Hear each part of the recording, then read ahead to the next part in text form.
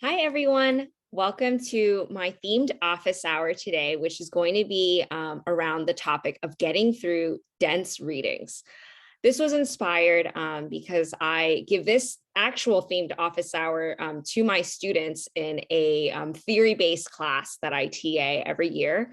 And this kind of came about because a lot of the students were just having a lot of trouble getting through some thick readings by like Bandura, around social cognitive theory or theory of like just these dense theory readings. And they wanted more resources on how to more effectively get through the material. So I put together this presentation and I wanted to share it with you all too. So I will get started.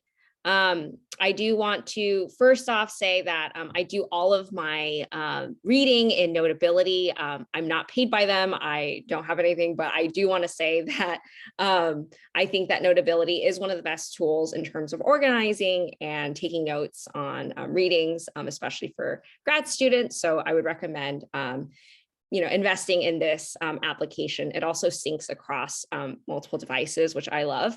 So if you're looking for a note-taking app or a good annotating app, Notability is the way to go. So my first tip, this might seem kind of silly, but that is to get comfy. Really find an environment and create a vibe that will help you focus before you know you have to sit down and do a bunch of reading. This could look different for everyone. So just depending on how you know what works best for you and what time of day your brain is the most fresh, you should really, make the most of that. For me, that time of day is generally like in my breakfast hours when I'm sipping on my coffee and getting started with my day. So I love doing any sort of reading when I'm getting ready in the morning, having my breakfast and eating. I also, this is really bad, love reading in bed. This is a picture of me doing work in bed. I get criticized a lot for doing this, but hey, it works for me. And it's very comfortable because I'm just like sitting in a chair all day. So when I'm kind of like nice and comfortable in my bed, it can be nice to do my reading there. So again, whatever might work for you, but this is just what works for me. But most important, to be comfortable, have a good environment where you can sit down and enjoy those readings. Tip number 2 is strategic skimming. I love skimming things. I think that you don't necessarily always need to read every single word in a paper to be able to get what you need out of it and then be able to bring it to class and then participate in discussions. So I always start by always reading the abstract. I think abstracts are amazing. They contain literally all of the most important information in one condensed space. So really take advantage of that. And then after reading the abstract, I would start by skimming the reading very quickly. And then kind of like flagging, oh, this might be a good place to come back to. This might be a good place to come back to. And then once you skim the whole thing, go back and reread the sections that contain more of the meat or sort of like where you feel like you want to focus your attention on. And that shouldn't be the whole paper. That should just be certain sections. So you don't always need to read from beginning to end. And you want to pick and choose. I think introductions and discussion sections are generally good places to start if you're reading sort of scientific manuscripts and you're trying to get away sort of the key takeaway points that you can then sort of digest. And then if you need to bring it to a class discussion, you can. Also, don't feel like you need to understand the entire reading on the first pass. That's sometimes what going to class is for. You really just want to skim so that you have that baseline knowledge that you can then bring to class and discuss or, be able to write about in your assignments and whatnot. So I wanted to show you some examples of how I do some of these strategic skimming tips. So sometimes when I really don't have a lot of time, and I probably shouldn't be saying this, I will just read the abstract, highlight things, write some notes off to the side.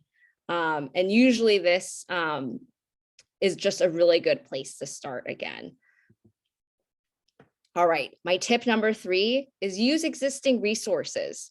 So a lot of classes, they actually provide you a lot of guidance to help with your approach to the readings and what the class and the course wants you to take away from the readings. And a lot of this is in the syllabus of the classes, Or a lot of the classes that I take, students have to post in different discussion boards online. And that's also a good place to look through. Just reading other people's comments and what they thought about the reading can help you then focus on certain parts of the reading. So here's just an example of one of the syllabi of the class, or the syllabi of the classes that I TA. And as you can see here, there is an objectives column. And a lot of times I've noticed that in syllabi, there are objectives that go with each class session. So take a look at that. And it's good to use those objectives as a guiding principle or guiding way of approaching what you focus on when you do the readings. My tip number 4 is annotate. This is going back to why I love Notability so much. I think whether you want to read through an app or actually print things out and take notes by hand, totally cool. But some tips on sort of what to highlight while you're reading. So if you are reading to prepare for a class discussion, what I usually do is while I'm skimming the readings, and if I notice something, I'm like, ooh, this is something that I know a little bit about, and I wouldn't mind talking about this in class, I'll put a really big star next to that section and literally write like, talk about this in class to sort of help give me some prep for in-class discussions on the reading. Other things I might highlight or star are things I'm confused with or want more clarification on. Those are also good things to flag and things to bring up in class discussions about readings or discussion boards. Also good things to highlight are things you disagree with. Not everything you read is going to be something that aligns with your thinking, and it's always good to be challenging the stuff that you're reading. And another important thing is to make note of things that apply specifically to the work or the research that you personally do. This can also be helpful just to save readings or save articles that you might be able to cite later on in other papers or other manuscripts that you write. So sometimes I'll even save them into my citation manager for the future, just so I have it saved and ready to go. All right, here are some examples of, again, how I've annotated things. These are screenshots from my Notability. So as you can see here, I guess I thought that this quote was really important because it was about instruments for education being delivered to children in schools, which is, again, aligned with the work that I do. So I probably starred this because this was something that I felt like I could talk about in class when I had to, reflect on the readings.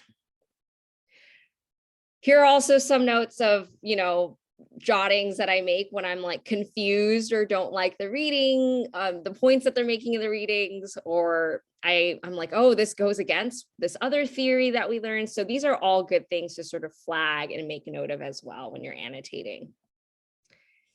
And then sometimes I just write these silly notes on the side when I find that the statements that they're making in the readings are sort of like, I find no evidence that changes in income inequality within countries are associated with changes in health. I just disagreed with that and wrote the word damn on the side because I thought it was a bold statement. So always good to just highlight things that stick out to you.